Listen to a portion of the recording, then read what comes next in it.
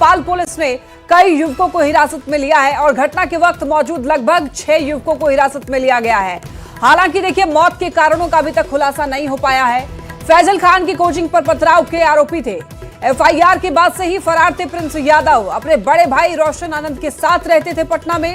Nepal police मौत के हर पहलू को खंगालने और जांच पड़ताल में जुटी हुई है। बड़े भाई रोशन आनंद बेऊर जेल में बंद हैं। सहरसा के रहने वाले थे मृतक प्रिंस यादव। पटना पुलिस ने अब तक मौत की पुष्टि नहीं की है। और आपको ये बताते चलें, देखिए, रोशन आनंद सर के भाई प्रिंस की संदिग्ध हालत में मौत। खान सर की कोचिंग पर हुए हमले में आरोपी था और अब नेपाल से दरअसल ये खबर सामने आई है। और इस खबर पर ज्यादा जानकारी देंगे न्यूज़ 18 संवाददाता रजनीश हमारे साथ जुड़ चुके हैं। रजनीश, खान सर कोचिंग पर पथराव का आरोपी था प्रिंस, जो कि रोशन आनंद का भाई, और उसकी संदेहास्पद स्थिति में मौत हो जाती है।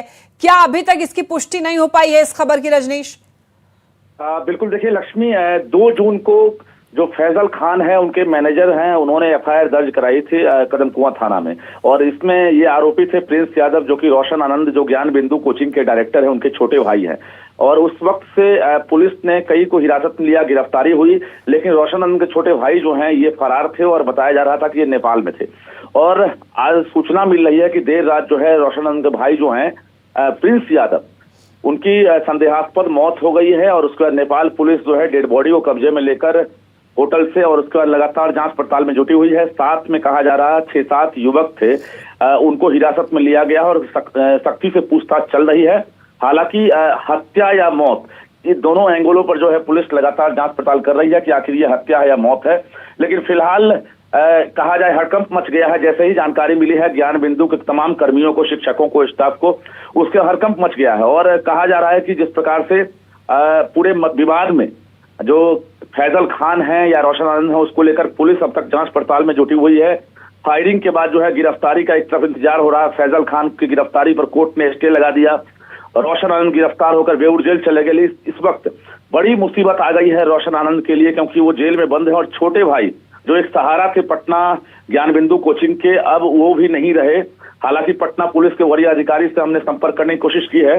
पटना के जो डीएसपी रैंक के अधिकारी, उन्होंने पुष्टि नहीं की है। उन्होंने कहा सूचना जरूर मिली है, लेकिन हम लोग नेपाल पुलिस से लगातार संपर्क साधने में जुटे हुए हैं और जल्द ही इसका खुलासा भी होगा। लेकिन बता दें आपको कि फरार थे और उसके बाद जो है आज ये जानकारी मिली है कि अब वो नहीं रहे और इसके बाद जो है हड़कंप मचा हुआ। रजनीश, और इसीलिए सवाल ये उठ रहा है कि एक भाई जेल में बंद है, दूसरा आरोपी है और वो भी फरार चल रहा है, उसकी मौत हो जाती है, तो इसके पीछे क्या कोई साजिश है या ये नेचुरल डेथ है? बहुत बड़ा सवाल इस वक्त उठ चुका है रजनीश।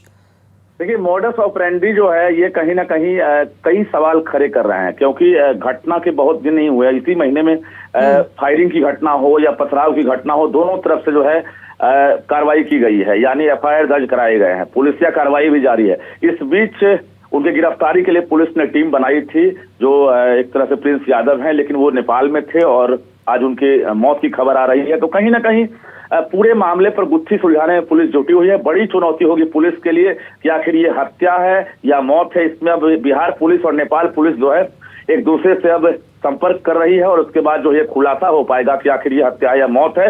और इसमें कोई साजिश अगर होगी तो निश्चित रूप से इसका पटाक्षेप भी होगा।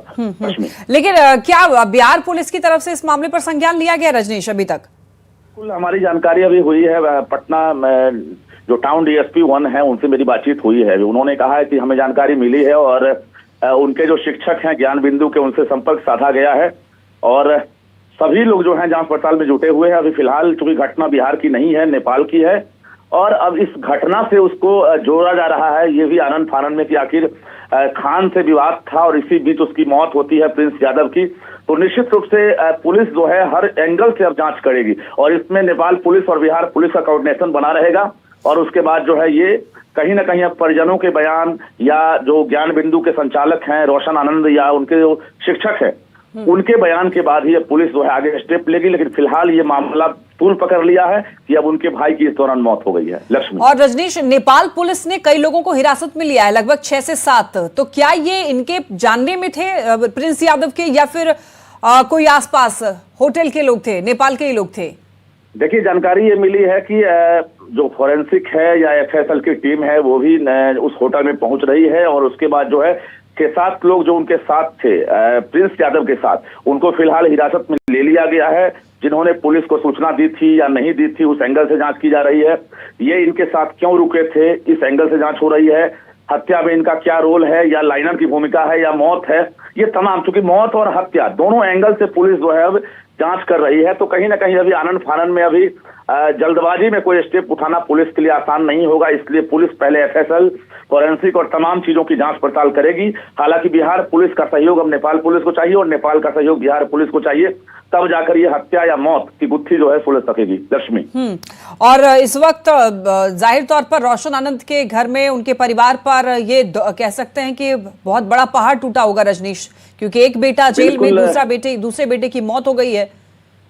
बिल्कुल, जो कहा जा रहा है कि स्ट्रगल की कई कहानी रोशन आनंद की सुनने को मिली है। काफी गरीबी हालत में जो है आगे बढ़े और पूरे परिवार को एक तरह से कहा जाए जीविकोपार्जन का सहारा बने। ये इस बीच अपने छोटे भाई प्रिंस का भी वो ख्याल रखते थे, पटना में ही साथ रखते थे, जो कोचिंग की एक तरह से देखभाल भी वो करते थे। लेकिन इस बीच खुद जेल में है, अभी तक उनके बेल की कोई तारीख तय नहीं हुई है, बेल कोई श्योरिटी नहीं है। लेकिन छोटे भाई का निधन या हत्या कहा जाए, इस बीच ये खबर मिली है, तो निश्चित रूप से बड़ी विपदा की पहाड़ टूट पड़ी है।